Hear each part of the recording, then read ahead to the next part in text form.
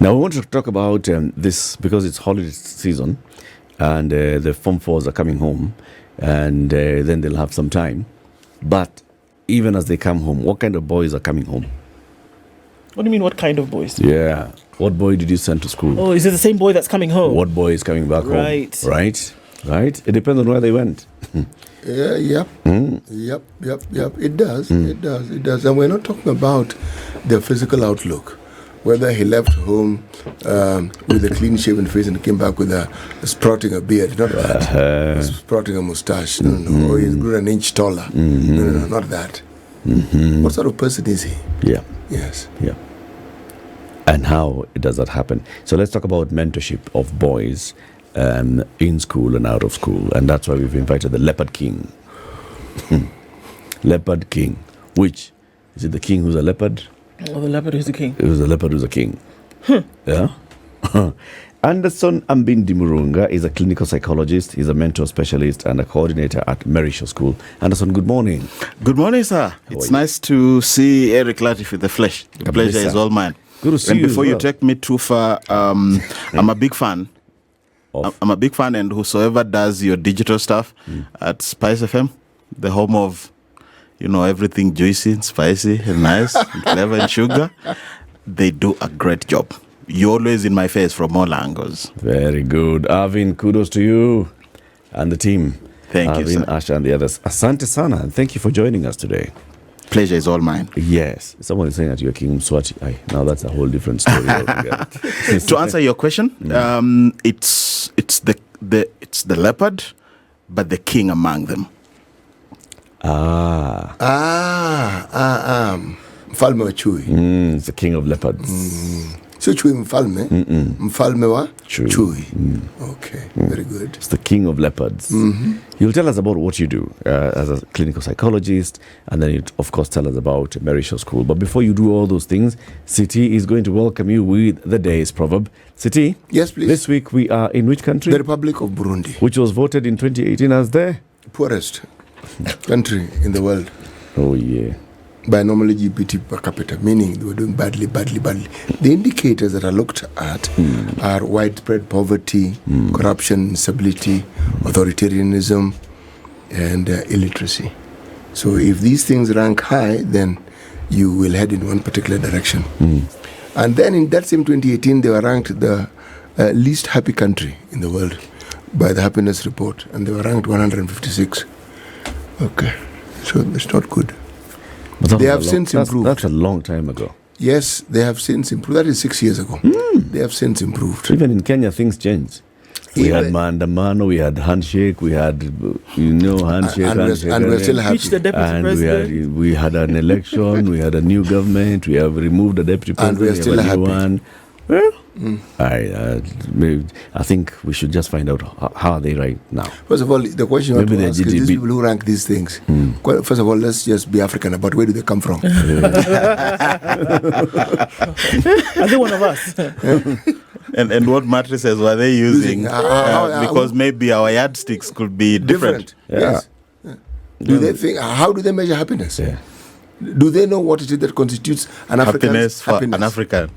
That's actually not just a very good question. It's a valid question. Quite valid. Yeah, it's contextual.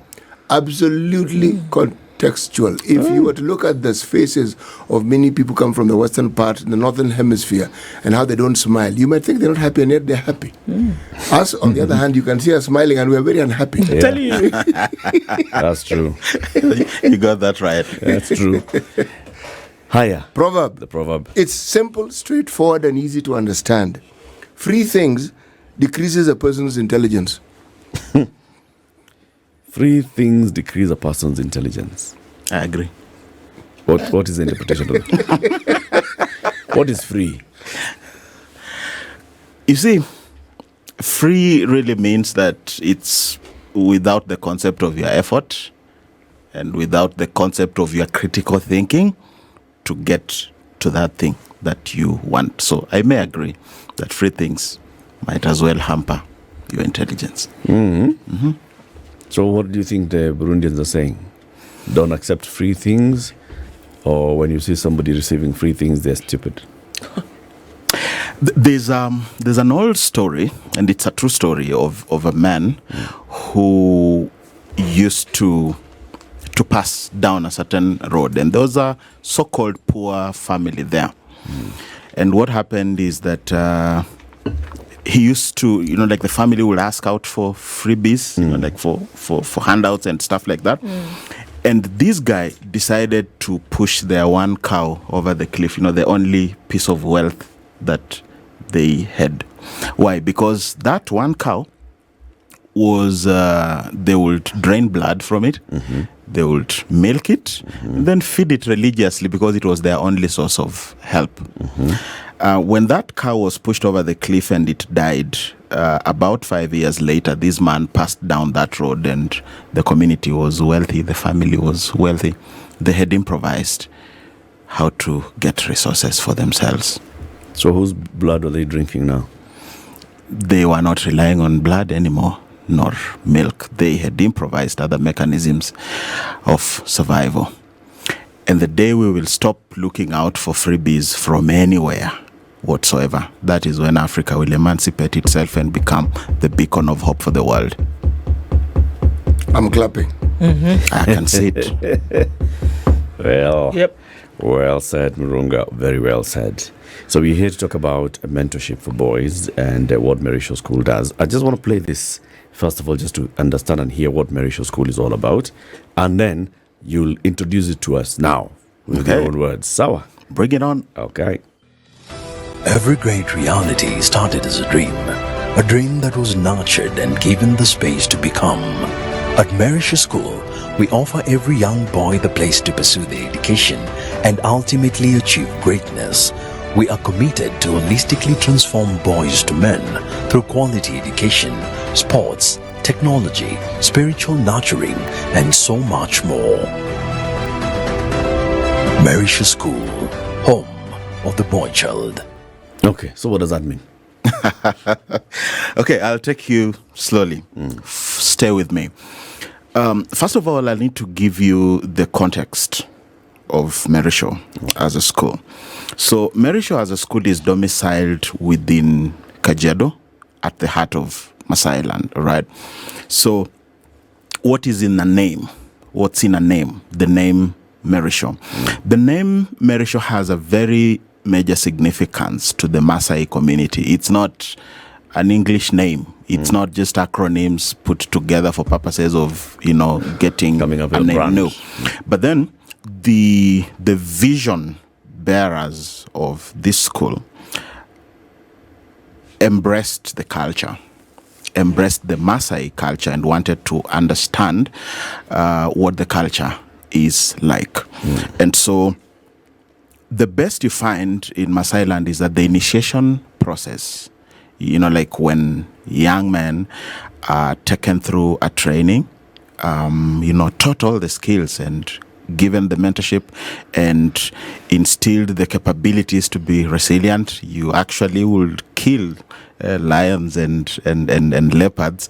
I'm the only leopard still surviving. That process, after a certain cohort has been mentored and they are now qualified to be called morans, to mean that they have successfully gone through the initiation, the way you asked what kind of boy is coming back home. So after that Maasai young man has been mentored, that cohort consider themselves conquerors. And in the Maasai culture, they would call that Le Merishaw. Le Merishaw would mean these are conquerors. It is a cohort of young men who went through a training, who went through a mentorship, who are taught skills how to be a man, who are taught skills how to protect a family. And to prove that you can protect your family, you have to conquer the wild and kill the most fierce of the animals in the wild, learn the skills and the tact of doing that, and learn the skills and the art of taking care of a family and protecting and providing for your family. Then you are a conqueror. That's when you're qualified to be called a moran. And that whole process of conquering is called Le Merishaw in Maasai. So when somebody calls you when somebody calls you Le Merishaw as a cohort, it means that you are a set of conquerors. So every word and every time that you hear the name Merishaw School, we are talking about the school of conquerors. So let that sink. If nothing else gets home, that needs to get home. Okay. Every time we call out Merishaw School or Merishaw, then we are talking about the school of conquerors. The process of going through Merishaw School is everything I have just defined. It is the process of mentorship, it is the process of drilling, the process of training, teaching of skill, of tact, giving that particular support so that you then become a conqueror. When I translate that and now customize it to Merishaw School, one simple mission, one simple assignment, which is to develop global leaders who are purpose-driven and empowered for success. So that's where the conversation begins. And that's what really Merishaw is all about. The platform and the mechanics of doing this is basically the boy that comes home needs to be supported, needs to be mentored, to be taught, to be trained in an environment. And in our case, we are a world-class school. We are a world-class school whose objective and whose intention is to train and mentor our young men to become critical thinkers, to become innovators, to become leaders, to have compassion. And that compassion translates to success, which is born out of integrity. We have a lot of fake success around us, but we want our success to be molded and to be anchored in the principles of compassion, integrity. We want our boys to be purpose-driven. We want them to be critical thinkers. We want them to solve problems. And that is Merishaw in a nutshell. I don't know whether you want the icing on the cake. It will come. Okay. Yeah. So obviously, boys grow up to men, and it's interesting because in that little piece that we saw, the voiceover said very clearly that we're invested in turning boys into men. So by the time a man is a man, there's certain things that have been formed. It doesn't matter what you do, you're not going to be able to change them. The time to be able to form and mold that is when he's a boy. Yes. So what's missing at the man stage then that clearly needs so much attention at the boy stage that is being invested in now? I'll give a personal perspective, first of all, then I'll fuse that into how Merishaw is doing that. The kind of process that I've just described in Maasai land is not just a preserve of Maasai land. But Africa as a whole has had the art and the craft of doing that. However, along the way, we got to think that what we got is less. Along the way, we got to believe that, what other cultures are doing for themselves seems to be the yardstick and the gold. And then we dropped our own guard. Right. And we have been in the process of chasing shadows, chasing the successes of other people. And I'm not trying to say that those successes are in any way irrelevant. All I'm saying is that that success begins home. It begins from where we are. It begins with the internal identity. It begins with the boy being assisted to have an identity of their own, an identity that is embedded within the family, an identity that is embedded within their community. And then once that identity is settled, it gives you the impetus and the capability to be able to integrate into the world class of an identity. And truly speaking, now let me fuse that with the Merishaw philosophy, that Merishaw philosophy being a world class education center also is raising global leaders. So global leadership does not mean that you abandon who you are so that you pursue a global pursuit. It means that you embrace, celebrate who you are, and use that as the momentum, as the catalyst that will take you forth to be able to conquer the world. And I'll throw in a name right there. Muhammad Ali is my greatest hero. he was both a political force to reckon with. He was a sportsman. At some point, he was the most famous man in the world. And to date, he still remains the GOAT of his space. What did he do? He embraced who he was. He celebrated who he was as a black man, all right? And became world-class and conquered the world just being who he is.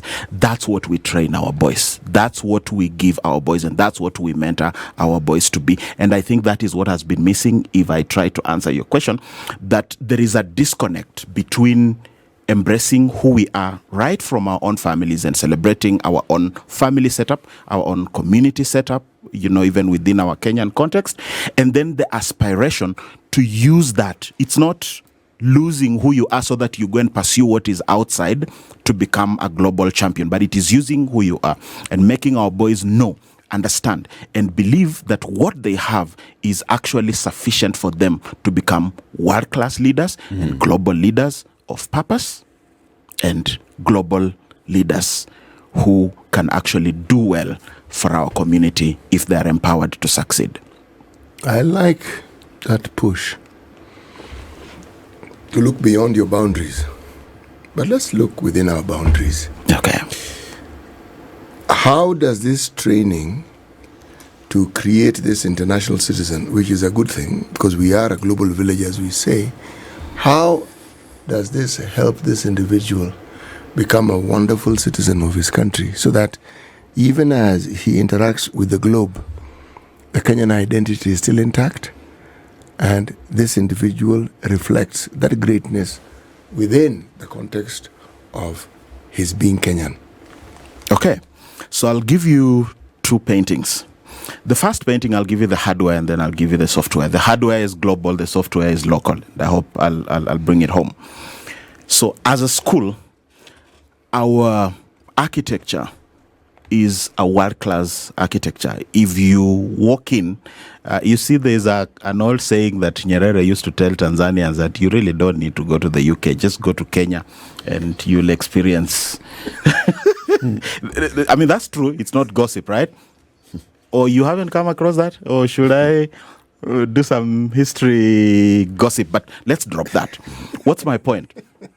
My point is that if you walk into Merishaw school, all right, the architecture of the school is global. We have world-class sporting facilities.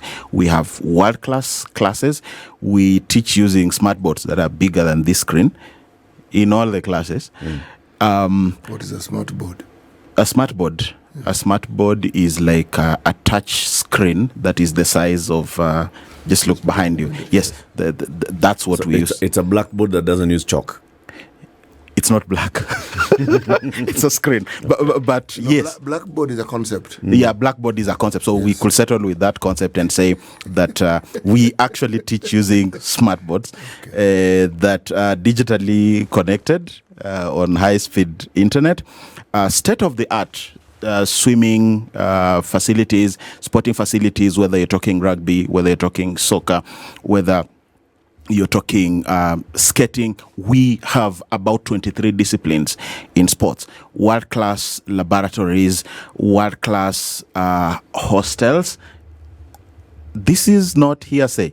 You need to check us out on Saturday. We have an open day on Saturday. You need to experience this and you'll realize that what I'm saying is true. And if you looked at this video, it's probably that. So that's the hardware. Let me give you the software.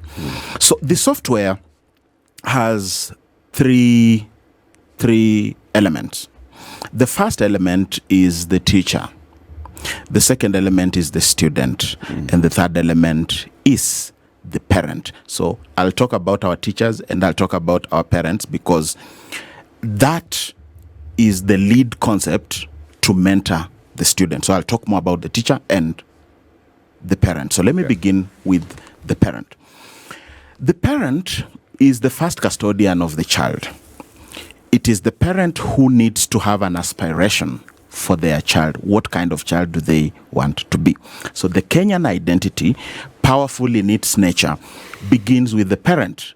What kind of son do you want to have and to leave behind many years to come?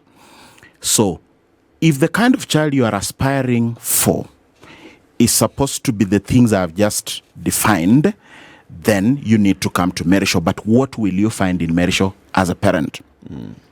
You'll find an integrated mentorship program.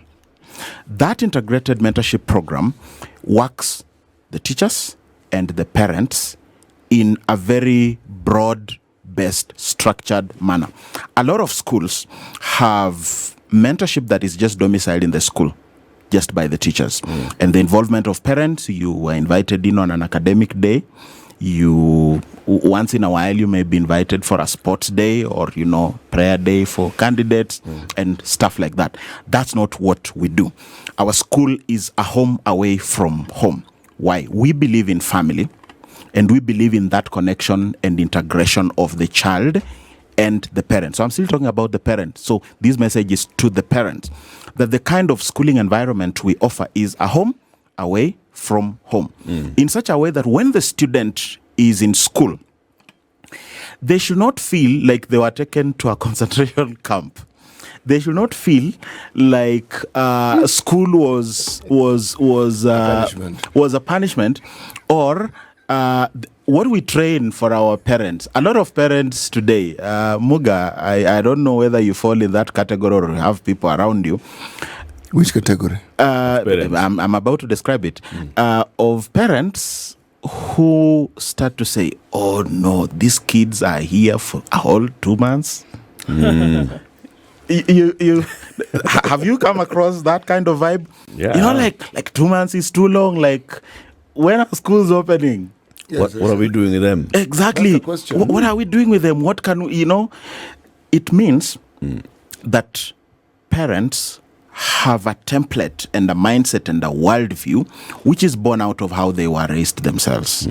That their parents looked at the kids going away to school as a break, as a breather. You're saying it's not a break? I will answer that, but let me say what Merishaw views. Merishaw thinks that the engagement of the children and the parents needs to be a continuous engagement and a continuous process, whether the students are in school or are at home. And we do it this way. Number one, every once in a week, every once in a month, we have a mentorship, a parental mentorship group. I'm the leader of that particular group. We have a parental mentorship group that prepares on specific topics anchored in this book. Muga is looking at it like... What happens? What happens every month? No. This book has, you can look at the table of contents. I will be happy because I'll need you to talk about what you've seen. Just look at the table of content. Yeah?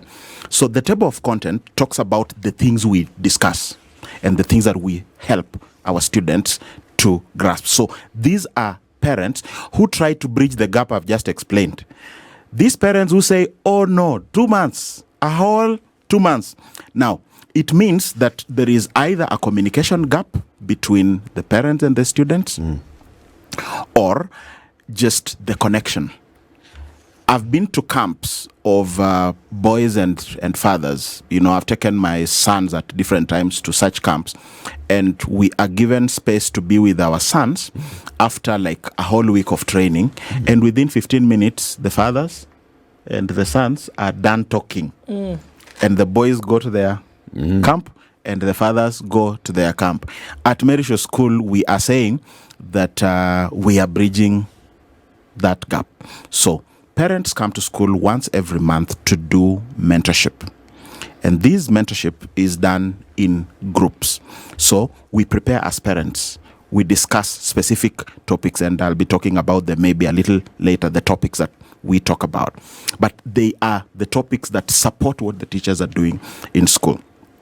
Secondly, these students get assigned to a mentor at class level and at group level, which means that when we go to do mentorship, Muga will go to one class and Eric will go to another class, and the N to the D to the U will go to another And I mean, that's how I usually mention it. I hope it's not offensive. You're fine. Okay, thank you. Yeah. So we go into different classes. We go into different and discuss. So first of all, we shared our egos. We have the parent ego, like the authority version, and then there is the adult ego, which is, can we just talk like colleagues, like friends? And then there's the child ego. So we shared that ego a little bit so that we can just discuss with them, do open discussion, and get these kids to express themselves. Get the boys and the morons to express themselves. Do you know what that does? A lot of the time, boys are used to just being told, being given instructions. So they lose their autonomy, they lose their individuality, and they lose the capability to be critical thinkers. They lose the capability to have an opinion over issues and to have a world view of their own over issues, and that's what we support. And guess what? We are using parents to do that. Teachers do the same every week, as we do it once in a month. Teachers do that once every week, every Thursday morning, they do that. And that whole concept of mentorship is what we use to help the students to build an identity, to build emotional intelligence, to build healthy relationships, to know how to resolve conflicts, and to know how to heal their emotions, and to know how to heal whatever mental blocks and emotional blocks that they could be experiencing. And all that is in some of the topics that are, that topics we discuss every so often. Yeah. Anderson Ambindi Murunga is the Leopard King. He is a clinical psychologist, a mentor specialist, and coordinator at Merishaw School. People are saying, is this the guy who used to sing? Oh, yeah. It's the guy who used to sing Ugali Sosa. Very good. So it's the Ugali Sosa guy. It's the Ugali Sosa guy. Very good. Parent as well at Merishaw. Okay. We're talking about what we need to think about, in mentoring boys and bringing up boys and turning boys into men. As you talk about all these things that Merishaw stands for, Merishaw does and all, and I'm wondering, what curriculum are you people using? What time do you have to do the things that you're saying that you do? Okay, to start with, we are CBC compliant, and our curriculum is purely aligned with the CBC system, right? And just to give a little clarity, most of the CBC since its inception, and it was pioneered by the late Professor Magoha. At the time, he told us that we were the only school, Merishaw was the only school in the country where the grade 7 and grade 8 of the CBC was domiciled in a high school. All the other JSS at the time were domiciled in a primary school. What does that make us? The trailblazers of CBC. What does that mean? We were the first. We were the pioneers. Okay. We were the first high school. At what grade does one enroll? So right now we have grade 7 and 8, and going into next year, now what we used to call Form 1 is now 9. Yeah, is now grade 9. So we have admissions for grade 7, grade 8, and grade 9, and that makes the junior secondary school, the JSS. And what is special about that, and special about Merishaw, that's the kind of mentorship that we do, is that for those parents who are connected enough with the children and want to sustain that, guess what? We allow you to pick your kids on Friday evening and bring them back on Sunday evening for grade 7. Any weekend, any? Yes, grade 7, grade 8, grade 9. Now, I'm a parent. It should surprise you why I'm the one here. It is because, really, Merishaw School is an integrated school that gives that family parenting community experience to the boy child as part of the icing on the cake. So this is really what the school is anchored on. It is anchored on the principles of CBC. And so we invest a lot in critical thinking, developing the critical thinking skills. We invest a lot in developing the capabilities of the students to be innovative and the capability of the students to be able to solve, to create solutions. So really, we were Examples. Sorry? Examples. Okay. Examples. We put it this way. In the school, within the school, a lot of parents, when we began, for example, when we worked together with the school to set up the mentorship program, we would go to the school, and when we go to do mentorship, the boys will begin telling us about one little thing here that needs to change, and one little thing here that they, they thought needed to be worked out differently and what have you. And we told them that we are not babying you. We are not trying to get into your fights every other day. You remember a story that was told by the former President Uhuru Kenyatta about a phone call that he made from St. Mary's to his father, complaining about certain things that were happening in school, and the father just kept saying, and then he eventually said, don't involve me in your fights. Well, not that tough kind of mentorship, but we train them to be able to find solutions and navigate the negotiation to change that. So, for example, they have been shaving flat, like number one, number two, before. And the boys used to talk about that quite a lot, like they love their hair and they're asking, so what's the relationship between short hair and my schoolwork and my discipline and what have you? And we told them, we're not doing that for you.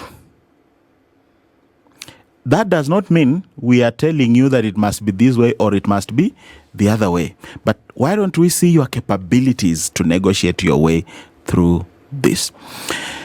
I was surprised when we did a prefect's retreat in Magadi. We usually do most of our activities at the heart of Masai Land in Magadi. And, there was a team that put together a bill. Remember, we said we are training global leaders, yeah? They put together a team that created the hair bill. And they took that bill to the administration. And a process of negotiation of, push and shove began, like how much, so number what, how do you maintain that hair, what responsibilities do you take, to make sure the neatness, cleanliness is, preserved, who is taking responsibility to enforce these, and then the students, they went back to negotiate with their colleagues and said that, these are the standards and these are the basics. So if you guys are willing to commit, like ink to paper, that we will keep it this way, the school is willing to do this and to do that. And the hair bill passed. Right. So I'm looking at some things that we can connect with what's being done for boys beyond just academics, because you can pass on knowledge. You can teach somebody what's in a book and they can grasp a formula or grasp an idea. But you're talking about the more fundamental issues in terms of upbringing for these young boys as they're in school and turning into men. And what is it that is absolutely fundamental that's being taught at school that will help these young boys when they become men later, that if they don't have, would be detrimental to them in the future? First of all, we teach them to dare to dream. We teach them to dare to dream. And we back up those dreams. We back up those dreams by exposure. So the first answer to that is exposure. We expose them. Muga talked about the Kenyan identity before you go to the globe. So we teach them to believe in themselves here, but then we expose them to what is happening around the globe. So I'll give you an interesting just remark. We were just having talks, just that chit chat with my son, who is now going Form 3. And, he was telling me his experience. The way your son comes home and he tells you how his day was. So he's telling me how he was at Wilson Airport. He does aviation in the school.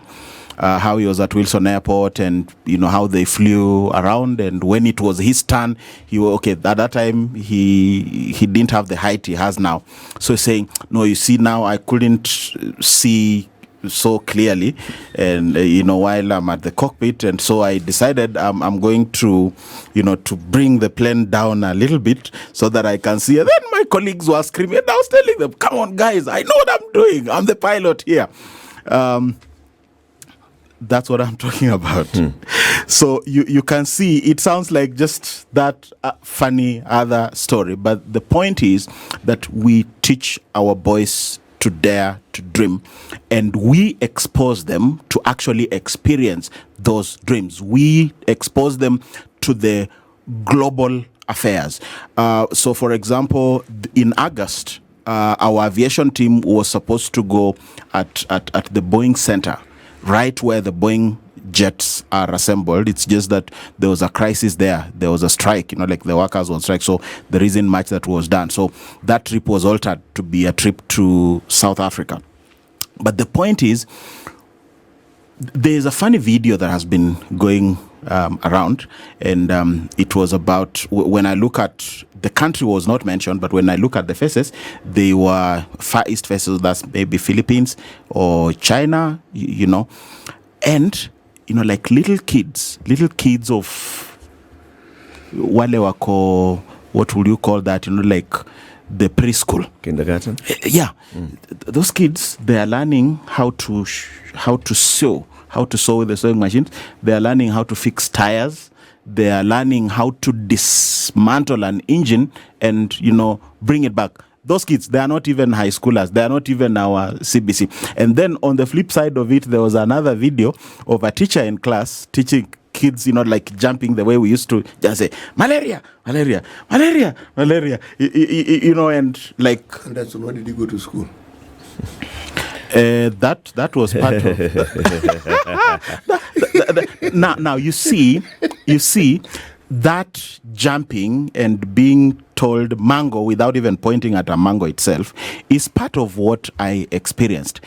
But we can't be having that kind of teaching today and expect. I've asked you that question. Please bring it. You see, everything that you mention, I'm quiet and I'm looking at you because it's what you would wish for your child. But these children have parents.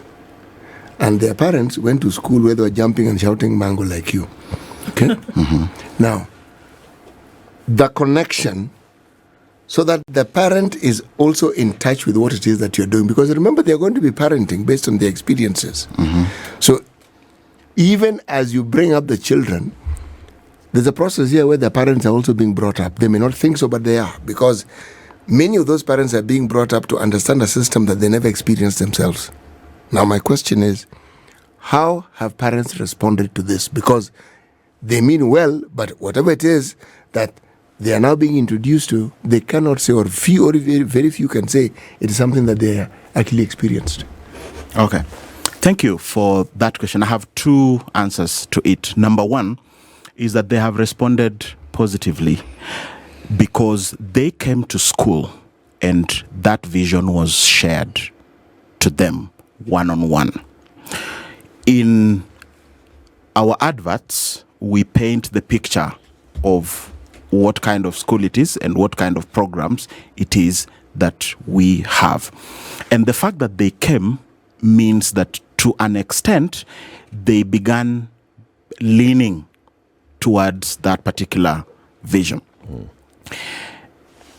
Mental or the making of the mindset is an ongoing process. And irrespective of how one was raised themselves, everybody is always aspiring something better and something superior for their children.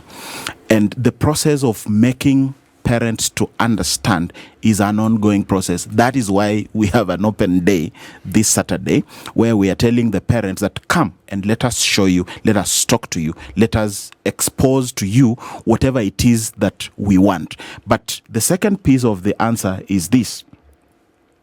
There is a question that we had a conversation earlier about, which was, what kind of boy do you want to raise? Or what kind of man do you want to find at the end of the process? We have shared this vision and we are sharing it now. And we have parents who are already in the system. So this is not entirely about my son. In fact, as an individual, the reason why I jumped into the school mentorship program as was proposed, and I said that I was willing to run with it, it is because it has always been my personal principle that if it takes warming up the entire ocean so that my son will be warm, that's exactly what I would do.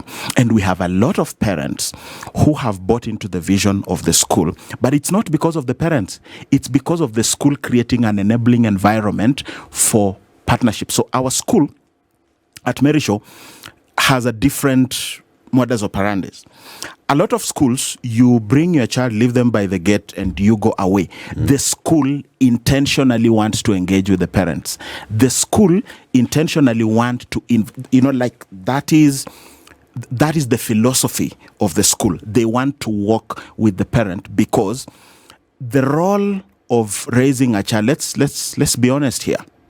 The role of raising a child, really, the software is installed at home. Teachers build on that to take it further. But it is really the parents who begin creating the fundamental principles that would propel the children going forward. And so it is for that reason that the school intentionally tells our parents that we want to walk this journey with you, because it enables the teachers to do mentorship but do more teaching at the same time. Okay. There's, of course, the concern that as we talk about, boy and raising the boy and teaching the boy the kind of world that he should live in, we should also live in the modern times, that we are not entrenching patriarchy, that we are making sure that this boy then goes to grow up understanding his position as a boy into a man and his relations with others, with other men, with other women, with younger women, with girls. How do you do this? How do you make sure that this boy understands that he's a boy, but then he has a sister, he has a cousin, and who's a girl? Okay. So in the school, we have both male teachers and we have female teachers, all right? And over and above the classroom teaching that goes on, the school also engages in continuous mentorship programs and mentorship conversations. One of the themes and the topics that you will find in this mentorship book is healthy relationships. And healthy relationships, it is both, the lateral relationships with your peers, in school, within the estate, but it is also your relationship with your parents and your teachers, and also relationships with the opposite sex and everything that goes with it, and the whole concept of positive masculinity. So the male and the female teachers do that. The parent mentors that come on board, it is also the fathers and mothers. We have had conversations, and the men among the, so I can't talk ahead of them, the men among the knees, they have said, hey, can we just have a Father's Day and let's have a men talk, and just bring in all the fathers and all the father figures of these boys, and let's have men talk and all that.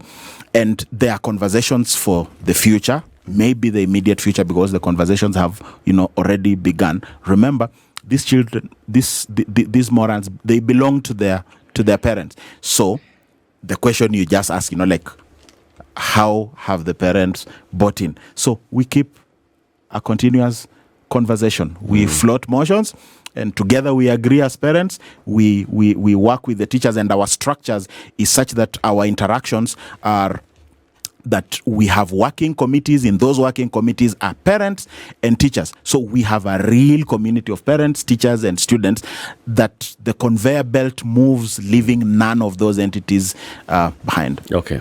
So it starts from grade 6 or grade 7? It starts from grade 7. Grade 7, grade 8, and grade 9. Right. That is the junior secondary. And the senior high school, then that becomes Form 2, 3, and 4, because we have Form 2, 3, and 4 that are coming from like who are part, that were part of the 844, and that's what we have, and those are the admissions that we have: grade 7, 8, 9, and then Form 2, 3. And the open day is this open day is this Saturday. Today is Thursday, right? Yes. So tomorrow is Friday. On Saturday, please. Where is it? Come. Merishaw. The signage. It's Namanga Road, just after Isinya, is about 4 to 5 kilometers past Isinya. The signage, Merishaw, home of the boy child, a very big signage like this one, home of the boy child. So from Isinya heading towards Kajiado. Yeah, from Isinya heading 4 or 5 kilometers. 4 or 5 kilometers. See a sign on the road. You see a sign on the road on the left, Merishaw. But you can still see the school from a distance. All right. Yeah.